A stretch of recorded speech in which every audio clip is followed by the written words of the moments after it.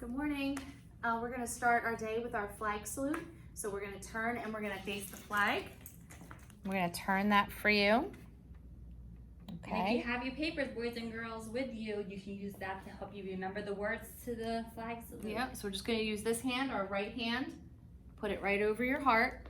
Very good. All right, ready? I pledge allegiance to the flag of the United States of America and to the republic for which it stands, one nation, under God, indivisible, with liberty and justice for all. Awesome. Okay. Now, we're going to do our greeting, our virtual greeting. So what do you think we should do today? We did high five yesterday. I think we should do our feet. Maybe we should put our Okay. feet up and go, hello! All right, boys and girls, let's get to our message. We're going to start left to right.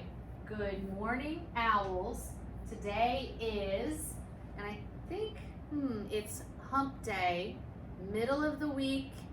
It is Wednesday. I know, it's really hard to write there. See, that's why we put our stuff flat in front of us, boys and girls, because it's so much easier to write. All right, so Wednesday, and what month? It is September. And I think we're going to tell you a little secret so you can tell your grown-ups. Okay, and September 30th. Wow, that is a huge number. 3 and a 0, and it's 2020. Probably have to squeeze it down here. We'll squeeze it in there. 2020. Ugh. Ooh, left. All right. So, boys and girls, tomorrow, when you are live with us, we're going to have something change up here. Does anybody know what month comes after September? I want you to tell a grown-up that's near you, or go run into the other room and tell them that tomorrow is going to be the first day of October. Woo! We love October. Oh, here we go. I was out of the picture. All right, so now we're going to do our letter. Ready? Our letter of the day is letter Q. And what sound does Q make? It says qua, qua, qua. That's a really cool thing to say. It's like qua. And we can draw something, or actually let's practice first. You're right. Let's do our letter Q. I can get mine over here. Okay. And Q is kind of fun because it looks like another letter, letter O. So you're going to make your circle, just like you would for O, but it has a little leg that shoots out right over here, like that. Do you see that?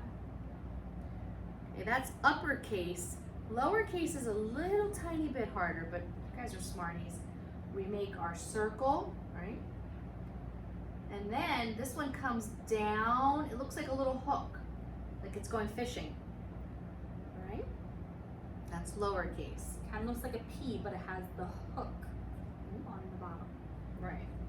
So that's something we want you to practice, and you're going to have it in your reader's notebook to practice letter Q, and that is part of your assignment today. And if we want to draw something on your paddle to show a grown-up, we could do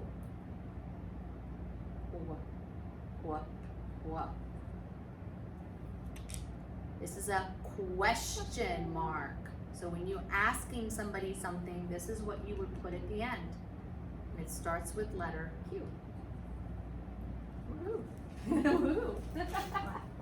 All right, and this is the best part because we are excited, we're super excited to announce our owls name tomorrow live. Woo-hoo! So you guys were great picking out all these names, but we have to pick one. We can't give him a whole bunch of different names. So excited. So we're gonna let him pick. So he's gonna decide which one he likes the best, and that's what we're gonna go with. All right. Woohoo! All right. I think that's everything. We're gonna do our story. All right, this is a long one, boys and girls. This is, I love this little guy. His name is Fletcher and the Falling Leaves. See that? And it's by Julia Rawlinson. She's the author. That means that she wrote all the words that you're going to see in the book. And then pictures are by Tiffany Beek. And she did all the beautiful pictures. Wait till you see all the cool pictures. So this is Fletcher and the Falling Leaves. Look at that.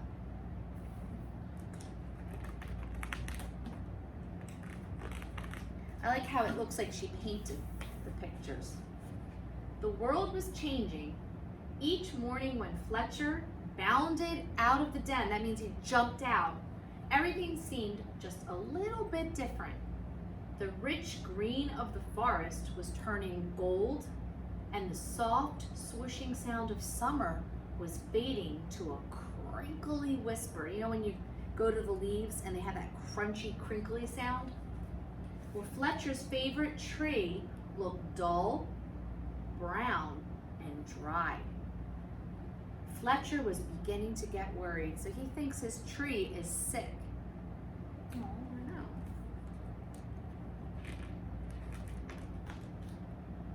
I think my tree is sick, said Fletcher.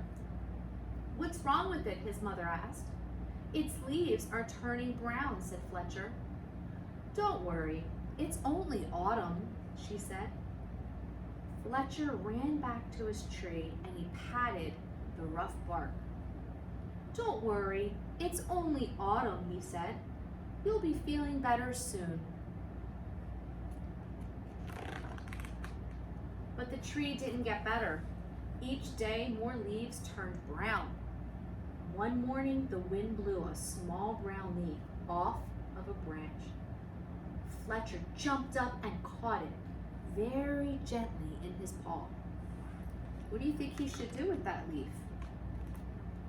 Let's read more to find out. Don't worry, tree. I've got your leaf. I'll fix you. Fletcher looked around, picked a piece of grass, and carefully tied the leaf to a branch. Just then, another gust of wind ruffled Fletcher's fur. What do you think's going to happen? Let's see. The little leaf shook itself free and fluttered back to the ground. Fletcher picked it up again and thought very hard. Then he poked the leaf into a twig and pushed it down firmly. Now you hold on tight, said Fletcher. No more flying around. The little leaf gave a tiny rustle in reply, just moved a little bit. Oh my goodness.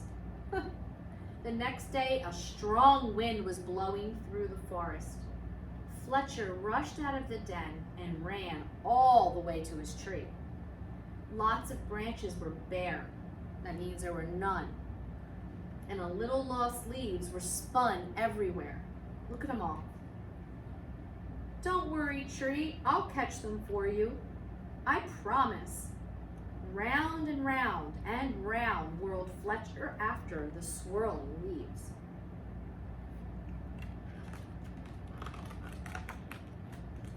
Leaves, wonderful, just what I need for my nest, said a squirrel. But these belong to the tree, said Fletcher.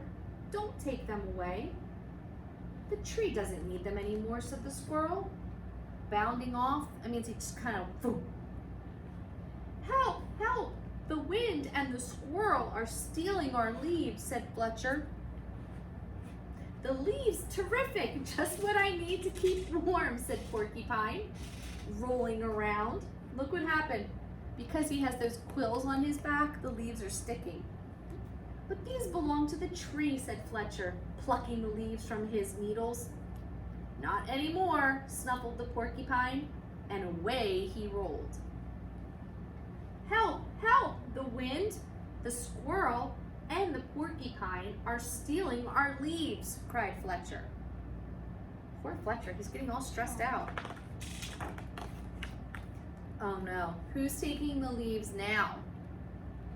That's right, let's read on to find out. Suddenly, a flock of friendly birds swooped down from the sky. They picked up the leaves with their beaks, and poked them into the tree's branches. Soon the tree was leafy again, and Fletcher flopped down and smiled. "Thank you, birds, thank you," he gasped at the birds. He lay looking up through the leaves at the sky, and he drifted off to sleep. So they were helping him. They were sticking them back on the tree. But the wind continued to blow, and the branches still danced. The leaves shivered and shook themselves and began to wiggle free. They tossed and turned and twitched and twirled and tumbled to the ground. They brushed Fletcher's ears and his nose and filled his dream with a whispering sound. Do you know what I like? I like how the words look like they're in the wind. They're just kind of floating. We're going to see that happen a lot this year when we're reading books. When Fletcher finally woke up, he couldn't believe his eyes. Instead of a roof of dancing leaves, all he could see were bare branches against the sky. "Oh, tree, I am so sorry," gulped Fletcher. "All your leaves are gone." Then he saw high in the branch, see it? Right here. One small leaf still holding on. "I won't let the wind steal that one," said Fletcher, and he began to climb. He crawled along to the last leaf, held it firmly into its branch. And all day long the wind blew, the branch bounced, and Fletcher held tight. "I'll stay with you, leaf," he said. "Don't worry." Poor Fletcher. But then, with a sudden whoosh of wind, the branch bounced high, and with a flip, the leaf let go and fluttered like a little flag clutched in Fletcher's palm. Aw. Poor tree. Fletcher looked sadly at the leaf he had promised to save. He carried it carefully down the tree and back to the den.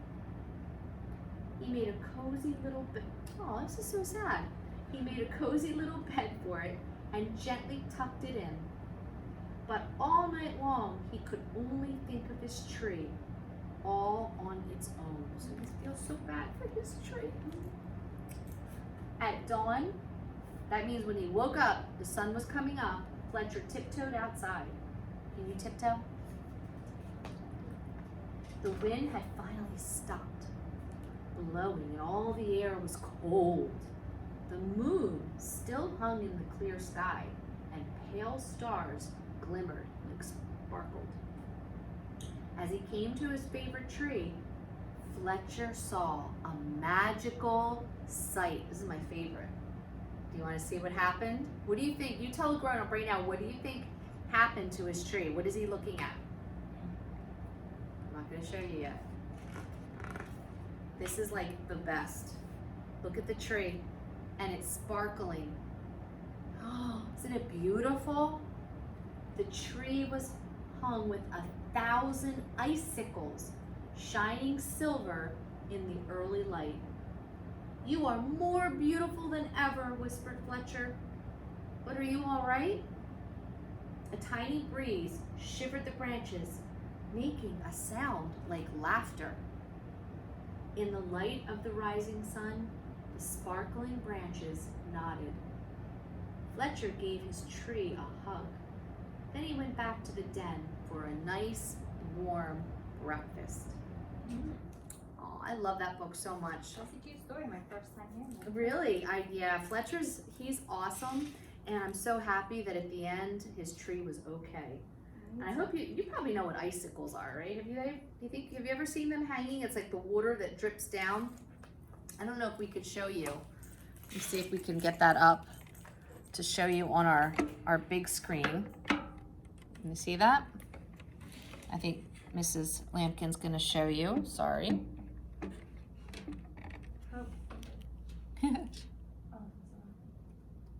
And we're gonna show you icicles. And that's what was hanging from Fletcher's tree. Whoa, look at that. They look long, and it's just water that starts dripping down, and then it just freezes. So that was all over his tree.